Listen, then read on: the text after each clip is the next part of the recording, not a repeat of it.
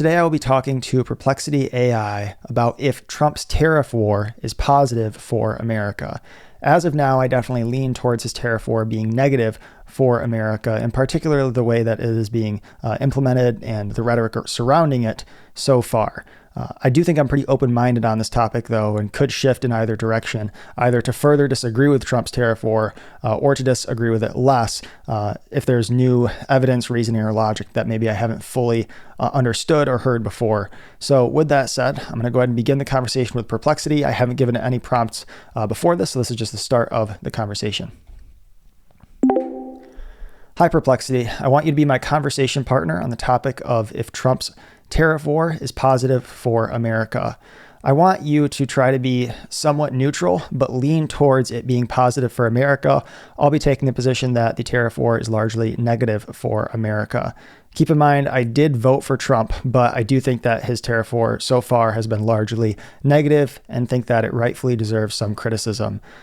With that said, why don't you go ahead and lay out the positive case for Trump's tariff war as you understand it? Sure. From a positive perspective, one argument is that tariffs can protect domestic industries from what's seen as unfair foreign competition. By imposing tariffs, the idea is to encourage companies to produce more domestically, which can potentially lead to job creation and economic growth. Another argument is that tariffs can be a useful bargaining tool in trade negotiations. By applying pressure, the hope is that other countries will come to the table to agree to more favorable trade deals for the U.S. over the long term. Also, some supporters say that even though tariffs may cause short-term pain, they can help level the playing field in the long run, especially in industries where the U.S. has lost ground due to what they see as unfair subsidies or trade practices from other nations. Awesome. Is there anything else you want to open up with? One more thing to consider is that tariffs can theoretically help reduce trade deficits. For example, if fewer goods are imported because of tariffs, it might encourage more production domestically and reduce reliance on foreign products. That can be seen as a way of strengthening internal industries and making the economy more resilient in certain sectors over time. Okay, here's what I want you to do next. I want you to just provide a 1 to 3 minute summary of how Trump's tariff war progressed over the last roughly 6 months, and any positive or negative aspects that you think are worth noting just generally before we begin talking about it. Over the past 6 months, Trump's tariff policy has escalated significantly. Around April, he introduced a universal 10% tariff on all imports, with higher rates up to 50% on certain countries, particularly China. In June, the tariffs on steel and aluminum were doubled to 50%. On the positive side, these moves have increased federal tax revenue significantly, making them the largest tax increase in decades. They've also been used as a negotiating tool to secure better trade deals with some countries like the UK. However, there have been considerable downsides too. Retaliatory tariffs from China, Canada, and the EU have impacted US exports, hitting sectors like agriculture. This has slightly reduced GDP growth and raised consumer prices on various goods, adding to inflation pressure. So while there's been some increased leverage for negotiations and revenue growth, the costs include higher consumer prices and economic uncertainty for businesses. Okay, quick question on that. I just want to make sure I've got this right.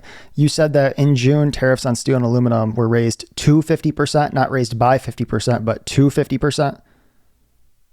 Right. The tariffs on steel and... And then you also mentioned, correct me if I'm wrong here, that China, the UK, and the EU raised tariffs on US goods in response to Trump raising tariffs on their goods. Is that correct? Yes, exactly. Okay, thank you.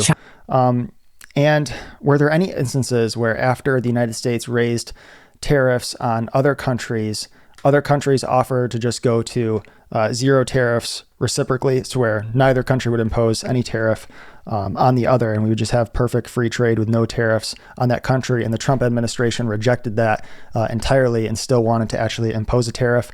For example, was it the case that Israel actually didn't tariff any of our goods, and then Trump went and slapped a tariff on them anyways? There were definitely instances where other countries offered to go to zero tariffs and the Trump administration rejected that. For example, the European Union proposed a zero-for-zero deal where both sides would drop tariffs on certain goods. Trump rejected that, saying the EU had been taking advantage of the US for too long and that he wasn't interested in just zero tariffs. As for Israel, the US did impose new tariffs on them as part of a broader strategy, even though Israel didn't have major tariffs on US goods. It was more about balancing trade deficits across the board rather than just targeting countries with high tariffs. So in some cases, even countries with low or no tariffs on US goods still got hit with American tariffs.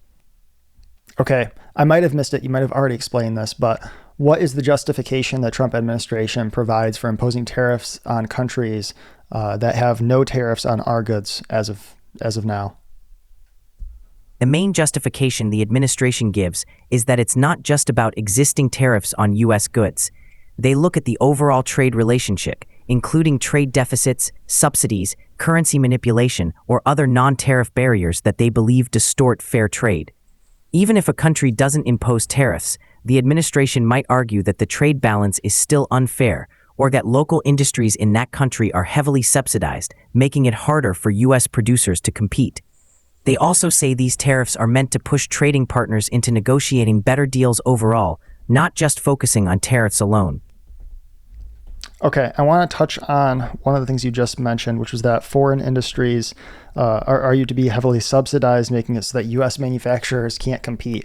Wouldn't it be the case that if foreign industries are so subsidized that domestic manufacturers can't compete, that would just result in consumers in the United States being able to actually purchase those goods that they're taking in from foreign countries for cheaper than they would be able to purchase them for in the United States? Wouldn't that actually be a net positive to consumers in the U.S.? Granted, of course, there would be costs to that specific industry that may go out of business domestically as a result of importing these goods. But wouldn't it be the case that consumers in the U.S. would actually pay less for those goods than if they were produced domestically, though? Yes, that's one of the classic arguments against tariffs. If foreign goods are heavily subsidized, it can mean lower prices for U.S. consumers on a wide range of products. That's a net positive for households and businesses that rely on those cheaper inputs.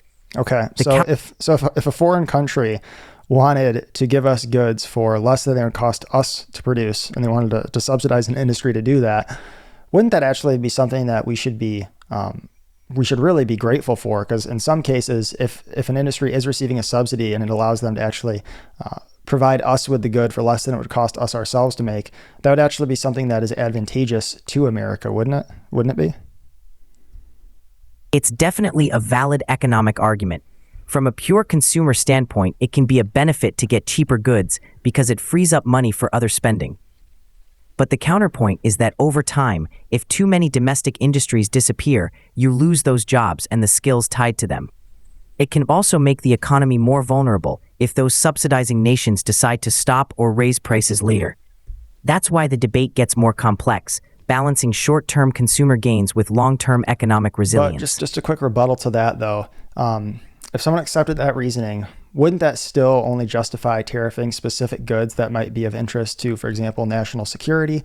So, for example, placing tariffs on things like semiconductors or military equipment or pharmaceuticals that ultimately we would want to be able to produce in the U.S. during a time of war. But that doesn't seem like it's what the Trump administration is doing. Instead, from what I understand, based on what you initially said, they're placing actually universal tariffs on all goods. So it doesn't seem to me like this is even a targeted attempt whatsoever at implementing tariffs to do something like strengthen national security so that we're able to produce things domestically during a potential time of war. Rather, it just seems like implementing tariffs for tariff's sake because it's what Trump promised. And it's worth noting, yes, he did talk about tariffs during the run-up to his election, so it's not like this is a surprise, and people should have factored it into their vote, as I think I did, understanding that this is something that could happen. But why don't you respond to the point that I made, that this doesn't even seem targeted, but rather is just tariffs for tariff's sake? That's a fair point and a common criticism. The broad across-the-board tariffs don't always align with a national security argument. They do hit everything, even non-critical goods, and that's where the counter-argument comes in. The administration frames it as a way to create leverage for negotiating better trade deals, not just about national security. But opponents often argue that a more targeted approach would be less disruptive to consumers and non-essential industries. So your point about it not being targeted is definitely one that many economists and critics highlight as a key flaw. Okay. Are there any countries that had no tariffs on U.S. imports, but then after Trump imposed his universal tariffs, actually raised tariffs on U.S. imports as a result, as a pushback?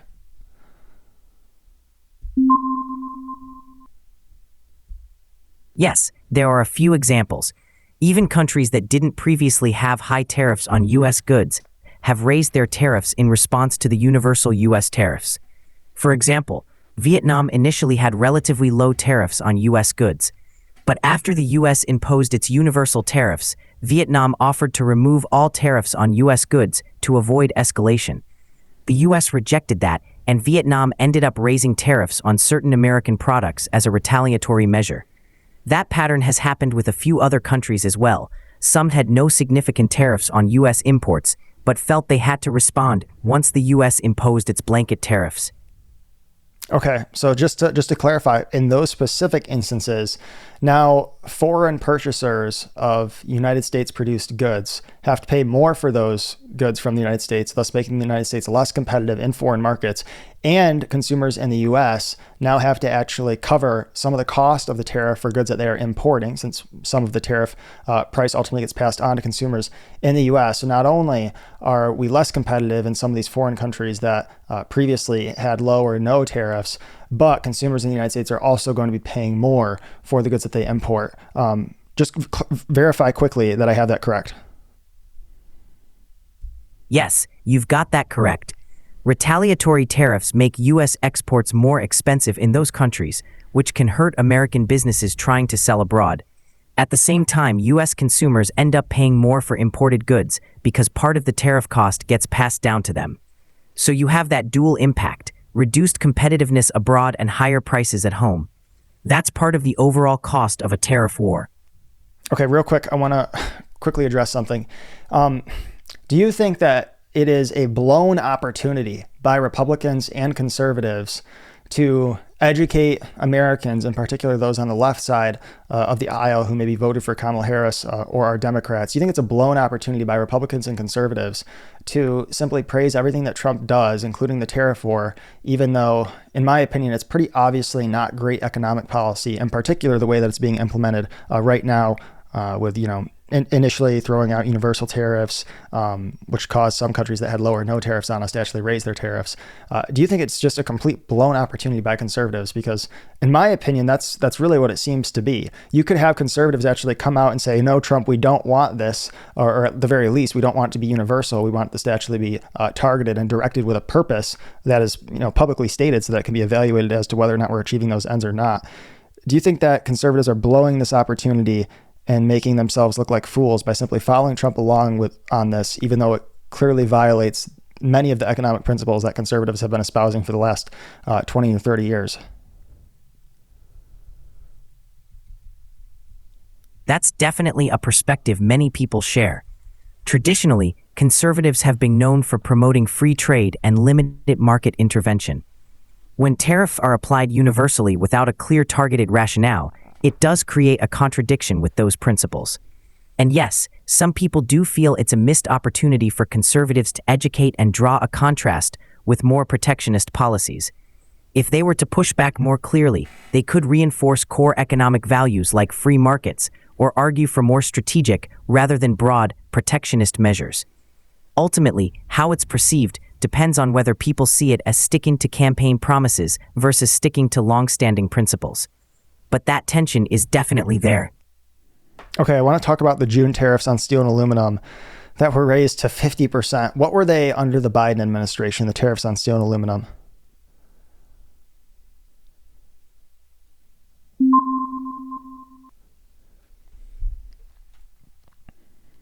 Under the Biden administration, tariffs on steel were at 25%, and aluminum was also raised to 25% for most countries by 2024.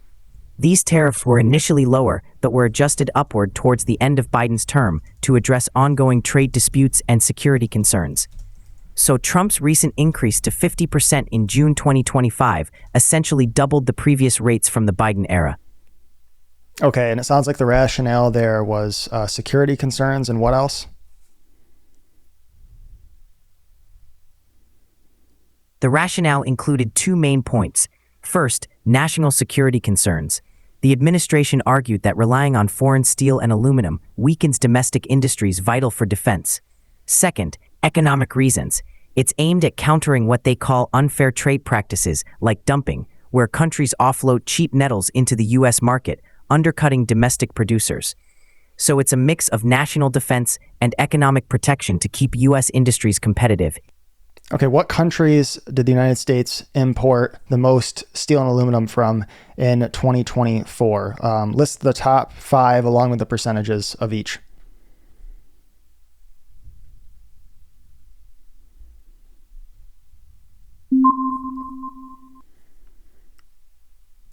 In 2024, the top 5 suppliers of steel and aluminum to the United States were Canada, by far the largest supplier.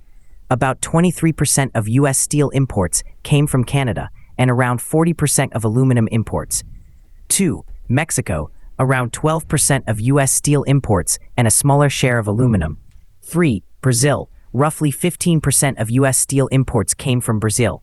4. European Union, about 14% of steel imports and 6% of aluminum. 5. South Korea, they provided around 11% of U.S. steel imports and a smaller amount of aluminum. So Canada is the biggest supplier by a wide margin for both steel and aluminum. The rest are significant but smaller players. Okay, isn't it a little bit weird to argue for putting tariffs on steel and aluminum? It sounds like the majority of which we're actually getting from countries that aren't extremely animus towards us. For example, Canada's relatively friendly. Isn't it weird to argue that we need to tariff steel and aluminum on the basis of national security when the places that we're getting the steel and aluminum from are places that are somewhat friendly, or at the very least don't come across as necessarily massive security threats right now? You're right, and that's a significant point critics often raise.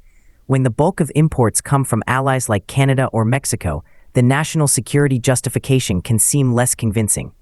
Supporters argue that even friendly suppliers can shift policies, and it's about ensuring a stable domestic supply in case global situations change.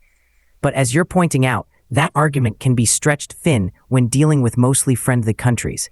So there's a real debate about whether the national security reasoning holds up when most imports come from trusted partners. Okay, and just to be clear here, in regards to steel and aluminum, the source that I've got up here, which is Claude AI, I asked it essentially what percent of steel and aluminum, what percent of building costs are steel and aluminum, and it's saying combined steel and aluminum typically represent 10 to 18% of total building costs for most projects, though this varies considerably based on building type and design and a few other factors. But if steel and aluminum do represent about 10 to 18% of total building costs and we're tariffing them at 50%, wouldn't we expect then the building costs to actually increase pretty significantly in response to those tariffs, since ultimately consumers are going to have to pay for the tariffs, or at least part of the tariffs?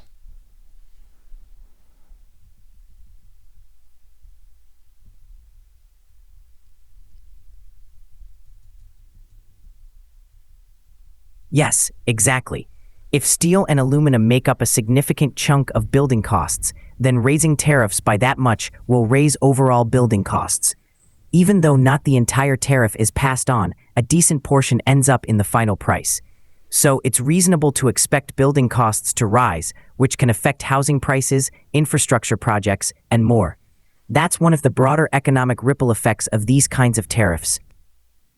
Okay, I want to go to one of the initial points that you mentioned. One of the reasons that you said some people might support Trump's tariffs is because he's arguing that they will result in more favorable trade deals over time. Can you explain what is meant by that? What would ultimately be the change that would result in a better trade deal as a consequence of the tariff war? What is the end goal here? Because I hear some different things in regards to what the end goal of the tariff war is. So can you explain to me what Trump and his administration believed would be a better trade deal for the U.S.?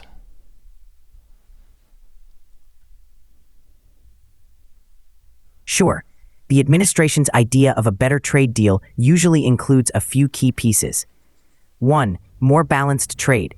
They want to reduce the trade deficit by ensuring that other countries buy more U.S. goods, not just sell their own to us. 2. Fairer conditions. That means fewer trade barriers like tariffs, quotas, or subsidies that put American goods at a disadvantage. 3. Better market access. They want U.S. companies to have more freedom to sell in foreign markets without as many restrictions or regulations. So the tariffs are intended as leverage, basically a way to pressure trading partners into negotiating on these terms. It's not just about lowering their tariffs, but making them open up markets and play by what the U.S. sees as fairer trade rules. Would you say that it's a fair objection to say that if you want better market access, the way that this is actually being brought about is absolutely atrocious? I mean, it's not really targeted whatsoever. It's like you want to hammer a nail, and the nail is, let's just say, as a number here, an inch wide. And instead of taking out a hammer that is has a 3-inch radius, 6-inch diameter, you actually use a massive hammer that has like a 12-foot diameter to try to hit a 1-inch nail. And so it's just, it doesn't make much sense to me to apply universal tariffs. I mean, if you want to argue for it being targeted in specific sectors to specific countries to try to achieve specific increased market access in certain countries, then sure. But I mean, when you're putting a universal tariff and the response of some countries to that is to go from having low or no tariffs to more tariffs on your goods, then you're actually decreasing market access. Do you think that what I just said is a fair criticism of the Trump administration so far in regards to their tariff war? Yes, that's a fair and widely recognized criticism. The approach can seem overly blunt rather than targeted, and as you said, that risks reducing market access instead of improving it. Critics argue it's a sledgehammer approach where a scalpel would be more effective. Even some supporters of tougher trade policies question whether broad tariffs are the right tool. If the goal is more precise market access for U.S. industries, then a more nuanced approach might be more effective. So yes, your analogy and criticism line up with what many economists and trade experts have pointed out. All right, so this is obviously very unrealistic, but would it be best, do you think it'd be best for Donald Trump to just admit that some of the tariff war was a mistake in its implementation, that it should have gone about more carefully, that they made mistakes, and to just say that publicly, to just try to move on, and going forward, try to use a scalpel approach as opposed to a sledgehammer approach? Do you think that would strengthen America's relationship with allies that may feel unfairly targeted in this tariff war, and that it would strengthen Trump and the Republican Party's relationship with the American public? Politically, admitting mistakes can be risky, but in terms of building trust, it often helps. If the administration acknowledged that the broad approach had drawbacks and moved toward a more selective strategy, that could definitely improve relations with allies who felt unfairly targeted. Domestically, it could also show a willingness to fine-tune policies based on results, which some Americans might appreciate as pragmatic. Of course, that's a tough pivot for any leader who's built a brand on toughness. But from a diplomacy and public relations standpoint, it could help strengthen those relationships. It just depends on whether they see that as politically viable. Yeah, I mean, to be quite frank, I doubt that. I'm doubtful Trump would ever admit that he made a mistake like that. So let's just move on from that for now. We'll go back to the steel and aluminum tariffs, because there's just one more quick point I want to make on that, and then we'll try to move forward here. Another problem with placing these 50% tariffs on steel and aluminum is that the industries that rely on steel and aluminum are going to have to pass on those tariffs to customers, and they may not then be able to compete as well as, for example, other companies that rely on steel and aluminum as inputs in the production process, but don't necessarily have to pay these tariffs. So from my understanding, correct me if I'm wrong on this, but a company that manufactures a good for purchase in a country like Mexico or Latin America, which obviously isn't a country, but a corporation or a business that produces a good that has steel and aluminum as an input and then transports that good into the United States to be sold, they don't have to pay a tariff on the aluminum and steel that's inside of that good, correct?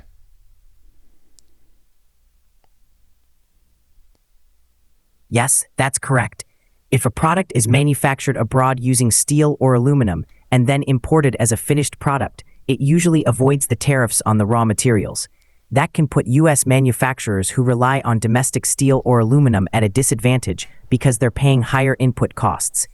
So it creates this imbalance where foreign manufacturers might have an edge over domestic producers who are directly hit by the tariffs. That's another downside that critics often highlight. So wouldn't it be fair to say that even if the steel and aluminum tariffs result in a 25% increase in employment in the steel and aluminum producing industries in the United States, that it could come at the cruel cost of a larger decrease in employment in the companies and corporations that ultimately use aluminum and steel as an input inside of the United States, that it actually wouldn't have a positive net impact on employment in the U.S.? Wouldn't that be a fair criticism?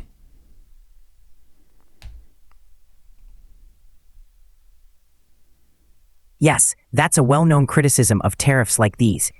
Even if they boost jobs in steel or aluminum production, the higher costs can hurt industries that rely on those materials.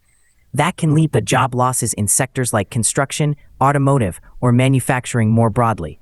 So, while you might see gains in one part of the economy, the net effect on employment can be negative if those downstream industries lose more jobs than the steel and aluminum sectors gain. That's a key point economists raise about the broader... So here's where I'm at. I think I can't remember if I said this at the beginning of the conversation. And if I did, I might have given a number different than I'm giving now. But I think at the start of the conversation, I was probably at about a 6 or a 7 on a 1 to 10 scale that Trump's tariff war is harmful to America. I think at the end of this conversation, I think I'm at about a 9. The reason I'm not at a 10 is because I think that the tariffs, if targeted with specific end goals in certain circumstances, could potentially be helpful negotiating tools, though pretty obviously that's not what is occurring right now in general. So that's why I'm not at a 10, because I think that there can be specific instances where imposing tariffs as a negotiating tool can be helpful. The reason that I didn't move from a 6 or a 7 down to a 4 or a 5 is because I didn't really hear anything that would persuade me as to believe that the tariff war is ultimately an overall good for the United States, in particular with the way that it's being implemented so far, which is not using a scalpel approach, but rather a sledgehammer approach. So is there anything that we didn't talk about that you think I need to consider more that might move me in either direction?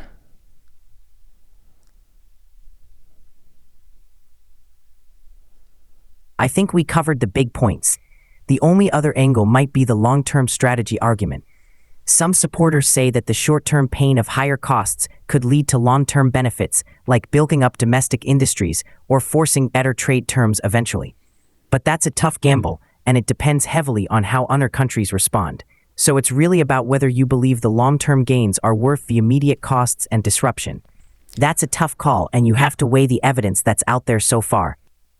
Okay, so on the trade deals thing between foreign countries, I think we already kind of touched on that. I want to quickly address the bringing back manufacturing to the U.S. I think part of the problem I see with that argument too that we hadn't talked about yet is that a company that is considering moving manufacturing back to the U.S. would probably recognize that it might take multiple years to actually build a to ultimately build a plant to ultimately produce goods inside of the United States. And so since it might take multiple years, and by the time that it's finished and ready to produce, there might be a different administration that actually drops the tariffs, or the Trump administration may actually abandon the policy altogether. They might not actually want to make that investment right now. And so, even if someone wanted to argue that long-term this could bring back domestic manufacturing, they still got to reckon with the fact that companies might not make these investments right now because there's still uncertainty as to how long these tariffs would be in place, whether the Trump administration is going to reverse course in the future, for example, maybe as they approach the 2028 election or the 2026 midterms. or if, the president who comes into office in 2028 will get rid of some of these tariffs. So it would seem to me like some corporations might not jump as quickly as some of Trump's fans might be suspecting here. With that said, I want you to go ahead and give any more criticism that you can to the position that I've expressed, and then we'll wrap it up.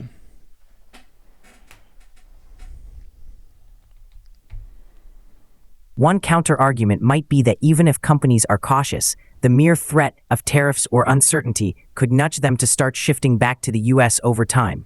Some supporters believe that just introducing doubt about long-term reliance on foreign supply chains can have an effect. But again, that's speculative and depends on how businesses view the political landscape. It's a gamble either way. But that's pretty much the last piece I can add to that side of the argument. I tried asking Perplexity one more thing, but after a few seconds, it still wasn't responding, and I couldn't really get it to be responsive, so I ended up having to close that session. But with that said, if you enjoyed this video, then consider subscribing and commenting down below what other topics you think I should talk to Perplexity about.